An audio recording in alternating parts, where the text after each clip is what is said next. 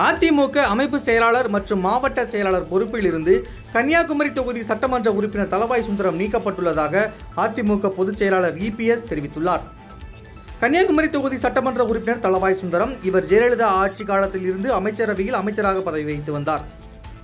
2 நாட்களுக்கு முன் இவர் கன்னியாகுமரியில் நடந்த RSS பேரணி தொடங்கி வைத்தார்.